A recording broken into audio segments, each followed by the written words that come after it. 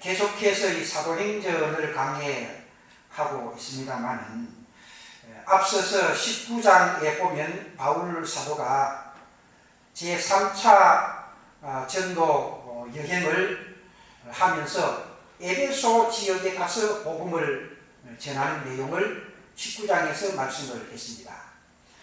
그 에베소 지역에서 복음을 전하다가 은장색 그 장사하는 데메드리오를 만나서 소동이 일어납니다. 그래서 데메드리오의 그 소동으로 인해서 에베소에서 계속해서 복음을 전하지 못하고 마게도냐 지역으로 갑니다. 지금 에베소 지역은 터키 지역입니다. 그리고 마게도냐 지역은 지금 그리스 지역입니다. 그래서 이 터키 지역에서 그리스 지역으로 마게도냐 지역으로 가서 거기에서 빌립보 또 드로아 그리고 또 밀레도 섬까지 이렇게 쭉 다니면서 복음을 전하는 그런 내용이 기록이 되어져 있습니다. 그런데 여기서 우리가 오늘 이 사도행전 20장에서 두 가지 내용 크게 나눠서 살펴볼 수가 있는데요. 그 첫 번째는 오늘 읽은 이 본문의 말씀은 유두오에 대한 그런 말씀이고, 그 다음에 17절 이하에서부터 38절 말씀에 보면 바울 사도가 밀레도에서 마지막으로 설교하는 고별 설교에 대한 내용이 기록이 되어 있습니다. 그래서 이 두 가지 내용에 대해서 간단하게 여러분들에게 한번 말씀을 드리면서 은혜 받는 그런 시간이 되시길 바랍니다. 오늘 7절에서부터 12절 말씀 가운데 보면 유두고라고 하는 청년이 3층에서 떨어져서 죽는 그런 사건이 기록이 됩니다. 초대 교회는 예수님이 부활하신 그 부활한 날, 예수님이 부활한 날이 주일로 언제죠? 30. 주일날로 언제냐고 묻는데요. 일주간에 언제냐 이 말이에요. 월요일 날이냐, 수요일 날이냐, 언제냐. 주일날이죠. 우리 그렇게 예수님이 부활하신 날이 주일날이 주일날. 그래서 예수님이 부활한 이 날을 기념해서 지키는 것이 곧바로 주일입니다. 주일. 초대교회도 그랬더니 예수님이 부활하신 그 날을 기념해서 쉽게 구약으로 말하면 안식 후천날 되죠. 안식 후천날을 이날 특별한 날로 정해서 초대교회 성도들이 모였습니다. 오늘 우리가 주일날 모이는 것처럼 그렇게 모이는 겁니다. 그래서 주일날 이 드로아 지역에서 예수 믿는 사람들이 모입니다. 모여서 초대교회 때는 늘 모일 때마다 떡을 떼는 성찬식을 했단 말이죠. 지금은 뭐 1년에 우리 교회 같은 경우는 한 2차례 정도 성찬식 하지만 초대교회 때는 모이는 떡을 떼고 그렇게 성찬식을 했습니다. 그래서 드로아 지역에서 바울 사도가 복음을 전하면서 주일날 한 자리에 모여서 말씀도 듣고 또 성찬도 가지고 그렇게 합니다.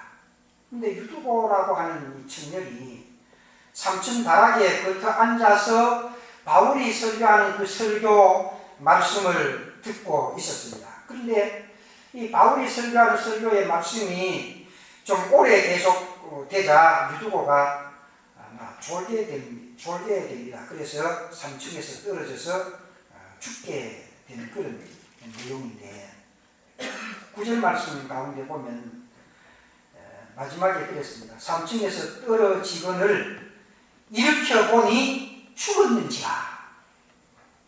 3층에서 떨어져서 죽었는지라 그랬습니다.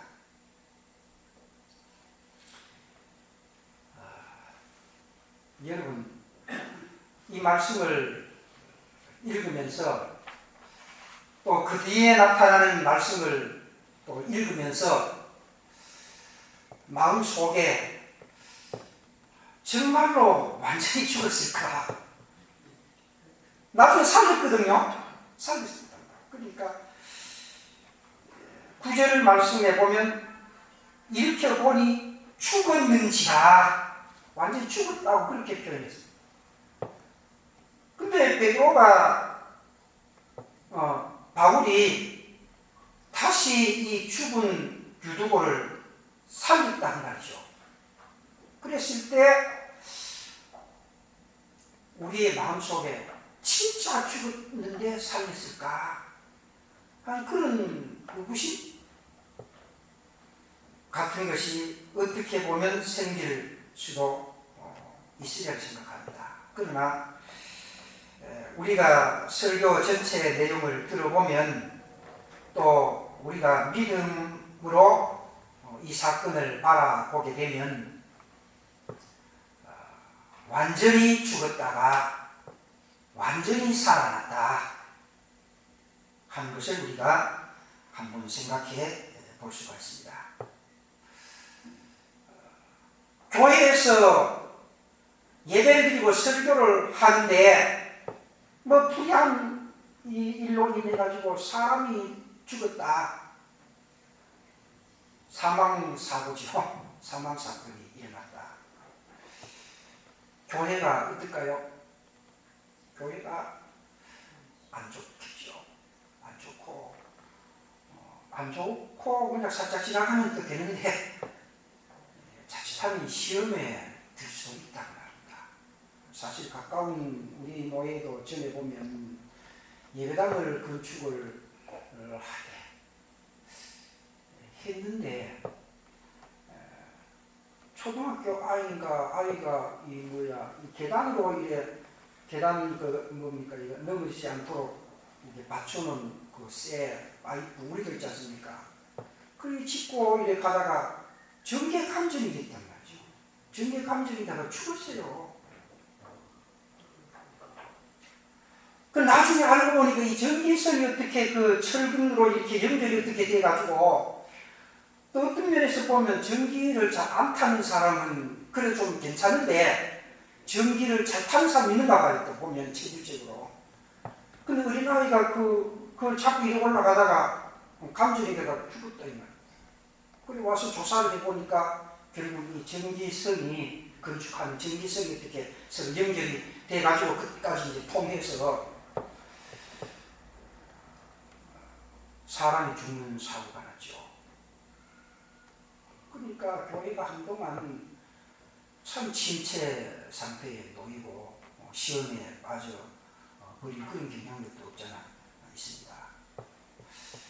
그리고 사회도 물론 그렇지만 그래도 교회에 그런 일이 있으면 참 교회가 참 입장이 거북하고 자칫 잘못하면 시험에 빠지기가 쉽다. 어제 그저께 뉴스니까 그 성남뭐 공연장 한 분기 그거 무너져가지고 16명이 뭐 죽었다고 그런 보도가 났습니다만 사실 그런 일이 없어야 되지만 그런 일이 생기게 되면 사실 참 좋은 의미에서 무슨 그 시에서 뭐 행사 예천도 이런 행사지 않습니까? 예천 이런 행사하는데 행사하는 다 우리 국민들을 위해서 하는 행사들 아니겠어요? 국민들을 위해서 하는 행사인데 참 뜻하지 않는 어떤 사고가 일어나면 참 입장이 거북하다는 말입니다. 특별히 어떤 책임을 맡은 사람들은 참 잘하려고 했는데 이런 일이 일어나니까 참 입장이 거북하고 그런 경향들이 없지 않아 있는데 이 교회에서 설교를 하는 중에 3층에서 떨어져가지고 사람이 죽었으니까 이 참 어떻게 생각해보면 큰일이다. 큰일 났다. 또 시험에 빠질 염려도 있다는 거죠. 어려움을 교회가 당한 그런 일이 있습니다.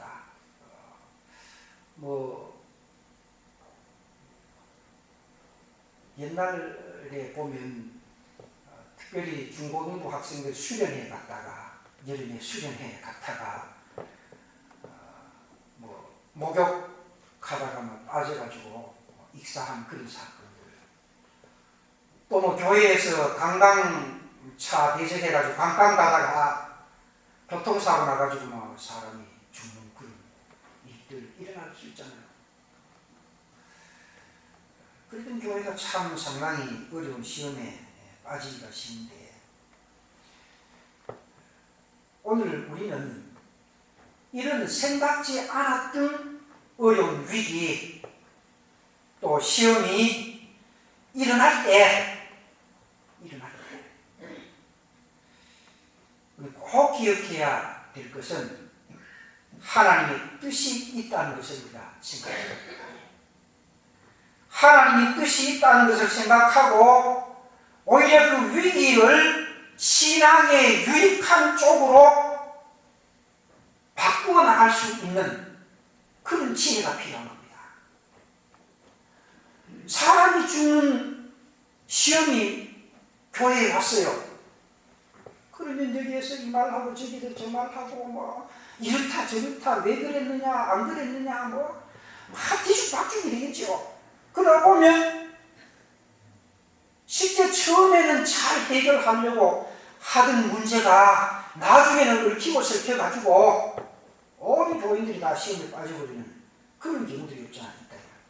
그렇기 때문에 물론 그런 일이 없어야 되겠지만은 생각지도 않았던 그런 일들이 우리 앞에 닥쳐왔을 때에 우리는 보다 더 냉철하게 또 지혜롭게 하나님의 뜻이 있다는 것을 우리가 기억하고 그 위기를 신앙의 유익한 것으로 바꿀 줄 아는 그런 지혜가 필요한 거죠.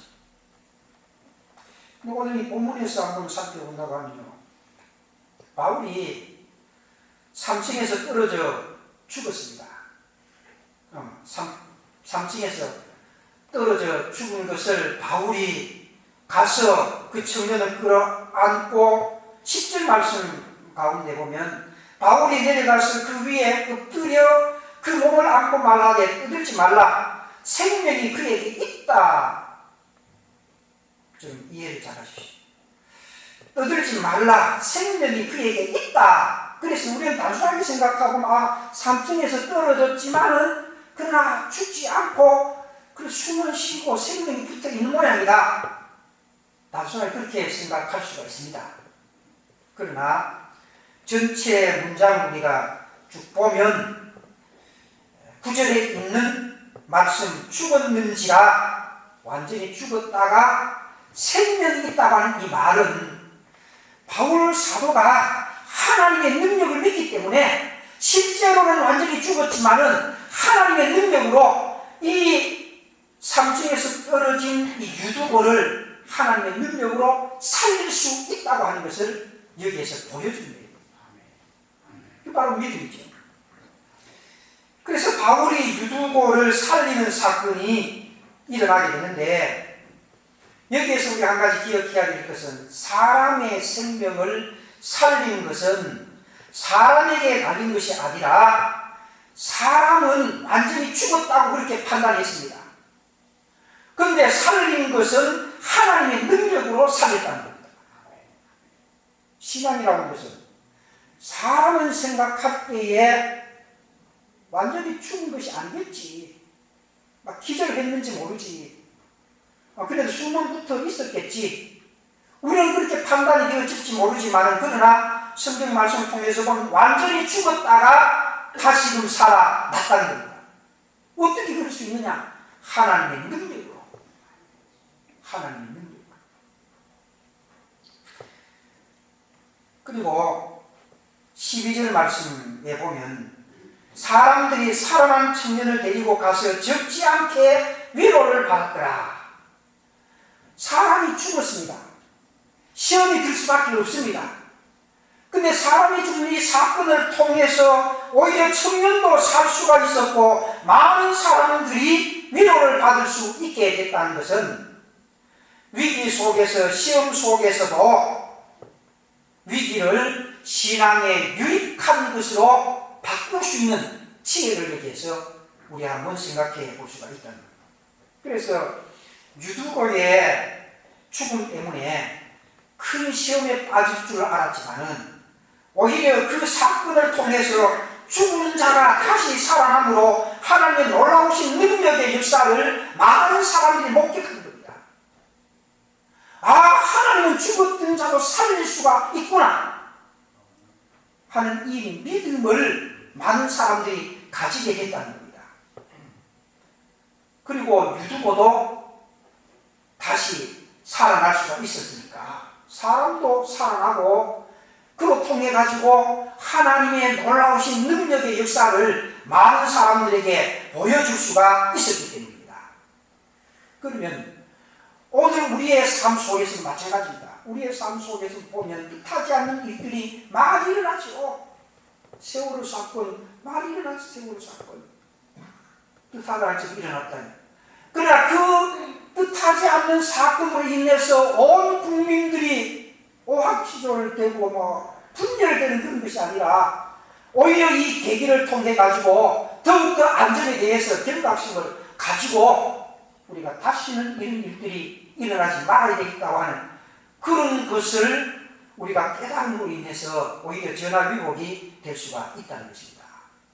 그래서 교회에서도 마찬가지입니다. 교회에서도 생각지 않는 일들이 일어났을 때에 우리는 그 생각지 않는 일들이 시험에 빠지는 쪽으로 자꾸만 가는 것이 아니라 오히려 신앙의 유익한 쪽으로 지혜를 동원해서 오히려 그 사건을 통해서 더 유익해질 수 있도록 그 사건을 통해서 오히려 전화위복이 되어질 수 있도록 해야 된다는 것입니다. 그래서 유두고가 3층에서 떨어져 죽는 사건을 통해서 하나님의 능력이 얼마나 큰가 하는 것을 신앙적으로 우리가 한번 살펴볼 수가 있고,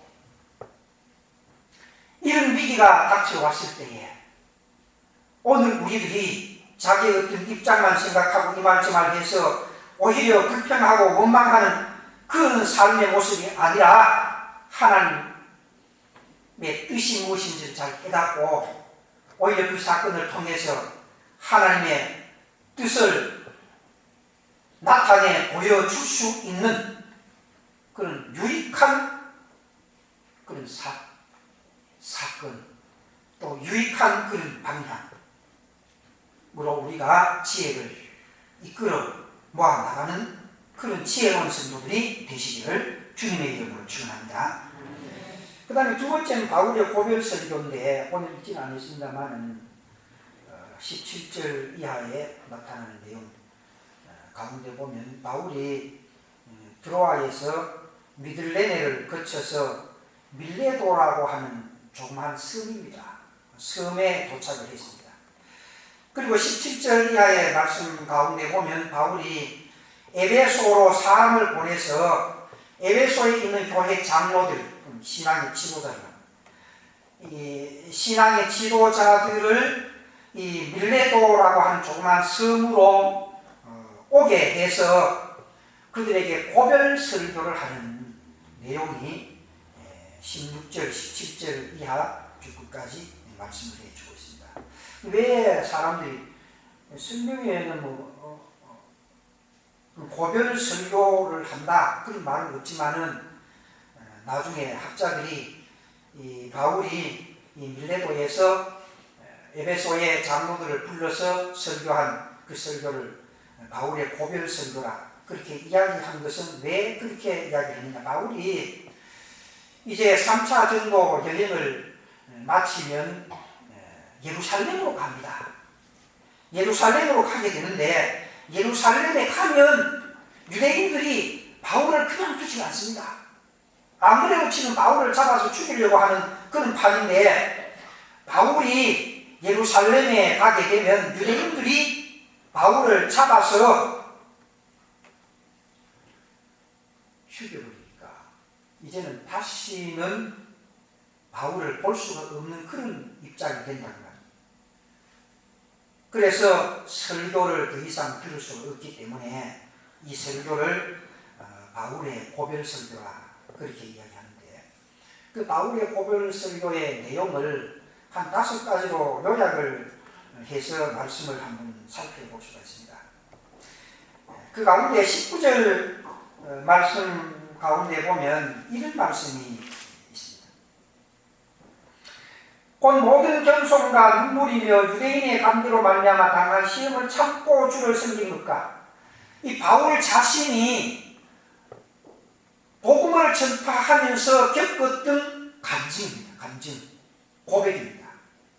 바울 사도가 복음을 전파하기 위해서 말할 수 없는 그런 어려운 가운데서도 이 복음 전파에 전념을 했다고 하는 것을 간증한 내용이 바로 19절 말, 모든 겸손과 눈물이며 유대인의 관계로 말미암아 당한 시험을 참고 주를 섬겼다. 바울은 말할 수 없는 그런 어려운 가운데서도 시험을 참고 주를 섬겼다고 한다면, 오늘 우리들이 신앙생활하는 것도 마찬가지라는 겁니다. 오늘 우리들도 그때 시대하고 지금 시대하고는 다르지만, 그러나 그 시대에 따라서 역시 마찬가지로 어려움이 있다는 거예요. 바울 시대에 바울이 당했던 그 어려움이 있었는가 하면, 오늘 우리 시대에 우리가 예수를 믿고 신앙생활하고 주님을 섬기는 데 있어서도 나름대로 어려움이 있다는 거죠. 근데 그 어려움이 있다고 할지라도 우리는 시험을 참고 주를 섬길 수 있는 그런 신앙의 모습이 필요합니다. 그러므로 우리 교회 속한 모든 성도들도 나름대로 신앙생활하고 주님을 섬기기가 힘들고 어렵다고 할지라도 우리도 바울 사도처럼 우리 앞에 당한 그 시험을 참고 주님을 잘 섬길 수 있는 그런 성도들이 되시기를 주님의 이름으로 축원합니다. 그 다음에 두 번째 설교의 내용은 20절에 있는 말씀입니다. 유익한 것은 무엇이든지 공중 앞에서나 각 집에서나 거리낌이 없이 여러분에게 전하여 가르치고. 여기 유익한 것은 뭐가 유익한 말이냐? 신앙의 유익한 것은, 신앙의 유익한 일이라고 하면 집에 있든지 어디 있든지 사람들이 많이 있든지 사람이 적게 있든지 신앙의 유익한 것을 바울 사도는 사람들에게 가르치는 일에 전념했다는 겁니다.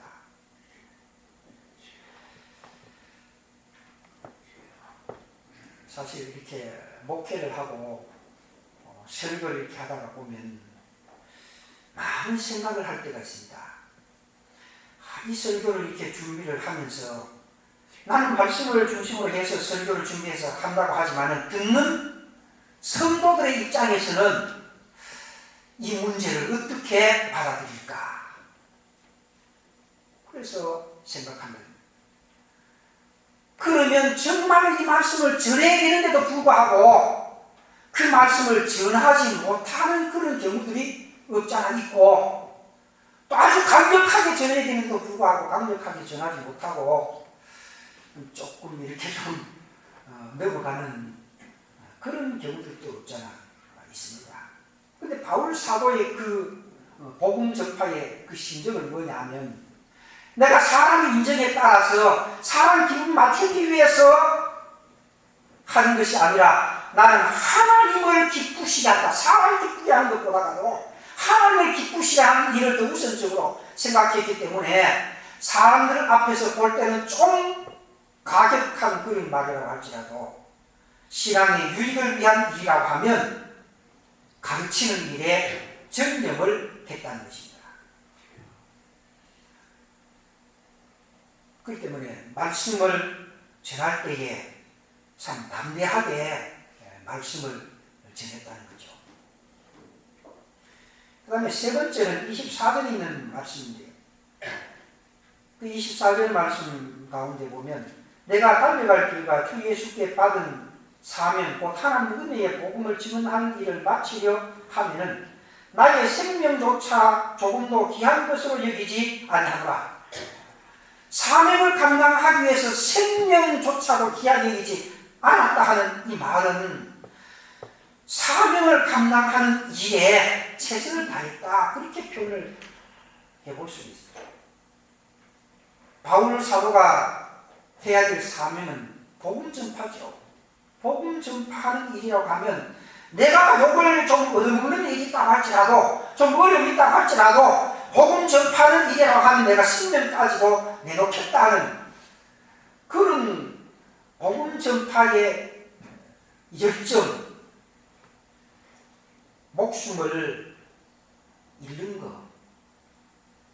그것보다도 더 중요한 것은 생명을 살리는, 바울 자신의 육신의 어떤 목숨을 잃는 그것보다도 복음을 전파함으로 인해서 생명을 살리는 이것이 더 중요하다고 생각했기 때문에 바울 사도는 자기가 죽는 한이 있다고 할지라도 생명을 살리는 복음 전파는 이 사명에 내가 목숨까지 내놓겠다, 사명을 다하겠다는 그런 자세. 사실 이런 자세 나에게도 필요하고 오늘 여러분들에게 다 필요합니다.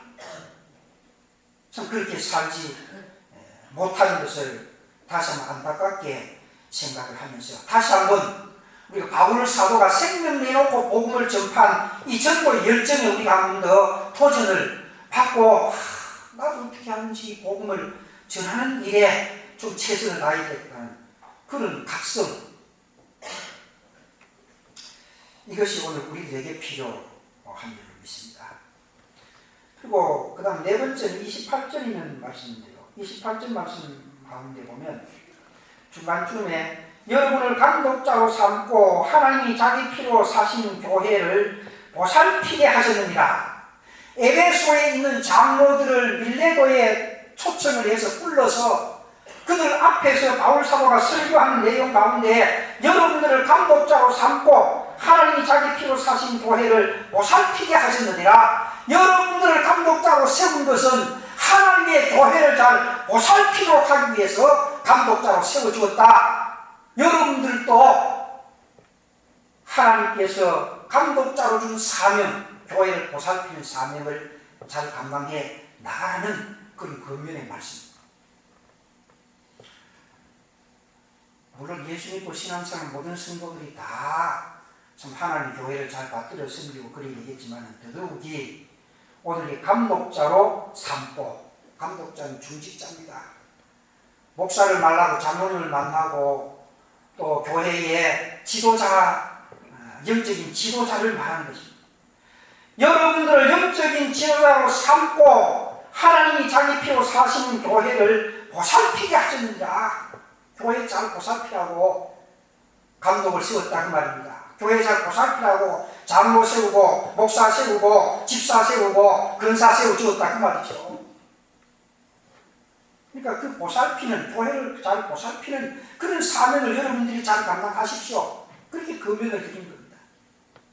그럼 오늘 마찬가지죠. 오늘 우리들도 하나님의 몸된 교회를 이곳에 세우고 또 부족하지만 우리를 하나님의 교회의 직분자로 세워주신 것은 하나님의 교회를 잘 보살피라고 세워주었으니 오늘 우리들도 바울 사도가 권면한 그 권면의 말씀이 나에게 주신 말씀으로 그렇게 생각하고 오늘 우리는 하나님의 몸된 교회를 잘 보살필 수 있는 그런 성도들이 계시기를 주의 이름으로 축원합니다. 그러니까 다섯 번째 마지막으로는 35절에 있는 말씀인데요. 그 35절 말씀 가운데 보면 범사에 여러분에게 모본을 보여준 바와 같이 수고하여 약한 사람들을 돕고 또 주 예수께서 친히 말씀하신 바 주는 것이 받는 것보다 복이 있다 하심을 기억하여야 할지니라. 권면의 말씀. 약한 자들을 잘 도와주라. 약한 자들. 물론 영적으로 약한 자들도 있지만은 육신적으로 약한 자들, 모든 면에서 약한 자들을 잘 도와주라는 그런 권면의 말씀.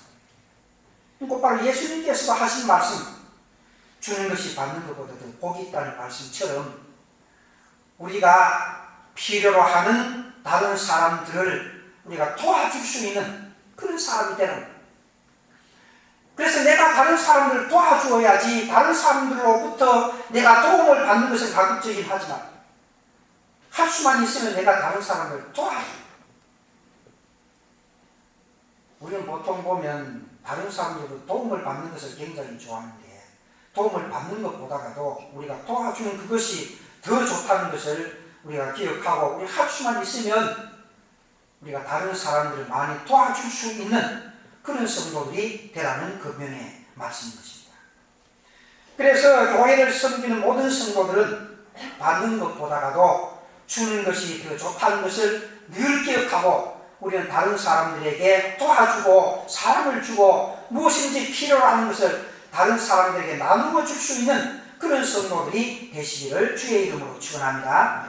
그리고 37절 38절 말씀 가운데 보면 바울 사도가 설교를 다 마칩니다. 설교를 마치고 그 설교를 들은 사람들이 바울의 목을 안고 입을 맞추고 배 타는 데까지 전송을 나와서 바울 사도를 전송하는 그런 내용이 나옵니다. 그래서 바울은 결국은 21장에 보면 예루살렘으로 가게 된 것입니다. 그런데 예루살렘에 가면 바울 사도는 지금 잡혀서 죽는다고 하는 것을 뻔히 알고 있으면서도 가는데, 그 21장으로 넘어가면 보면 바울이 예루살렘으로 가는데, 그 바울이 예루살렘에 가서 죽는 것을 뻔히 아는 그 심정을 어떻게 표현을 했는가 하면 21장 결론적으로 13절 말씀 가운데 보면 이렇게 말씀합니다. 바울이 대답하되 여러분이 어찌하여 울어 내 마음을 상하게 하느냐. 고별 설교를 하고 지금 배를 타고 지금 예루살렘으로 가는 그런 처지에 놓이게 됐죠. 근데 많은 사람이 이제 마지막이라고 서로 안고 눈물을 흘리면서 그렇게 한다고 말입니다. 그 광경을 보고 바울 사도가 이렇게 고백을 합니다. 나는 주 예수의 이름을 위하여 결박당할 뿐 아니라 예루살렘에서 죽을 것도 각오하였노라. 난 복음을 위해서라고 하면 죽을 것도 이미 각오했으니까 너희들 그렇게 섭섭하게 생각하지 말아라. 그러니까 사실 이 바울 사도가 복음을 전하는 이 열정, 우리가 표현으로 하기가 참 어려울 정도로 참 생명 내놓고, 그냥 표현상으로 생명 내놓고 복음을 전하는 이 일로 표현한 길밖에 다른 길이 없다고 했습니다. 그래서 이 바울의 마지막 고별 설교는 자신의 간증도 포함이 되고, 또 권면도 포함이 되고, 또 자신의 어떤 결단도 포함이 되고, 또 치유하는, 또 위로하는 그런 말씀도 포함이 되어서, 설교라는 자체가 하나님의 말씀을 전하는 거지만은 하나님의 말씀을 통해서 때론 우리의 마음의 권면도 되도록 해야 되고, 또 치료가 되도록 해야 되고, 혹은 때로는 어떤 책망도 있을 수가 있고, 여러 가지가 있겠지만 근본적인 것은 복음을 위한 일입니다. 설교라고 하는 것은 복음을 위한 일이고 주님을 위한 일이 되어야지 어떤 개인의 감정이 되어서는 안 된다는 겁니다. 그래서 바울 사도는 복음을 위하고 주님을 위해서라고 하면 내가 어떤 일이 있더라도 내 생명을 바쳐가면서라도 이 복음을 위해서 내가 죽겠다고 하는 그런 전도에 대한 열정을 우리가 한번 살펴볼 수 있습니다. 그래서 오늘 이 말씀을 한번 생각해 보면서 바울 사도가 복음의 그 열정이 얼마나 뜨거웠던가, 이것을 살펴보고 지금 전도하기가 어려운 이 시대에, 또 예수 믿기가 어려운 이 시대에 그 바울의 전도 열정을 우리가 조금이라도 본받아서 우리들도 때를 얻든지 못 얻든지 복음 전하는 일에 최선을 다할 수 있는 여러분들이 되시기를 주님의 이름으로 축원합니다.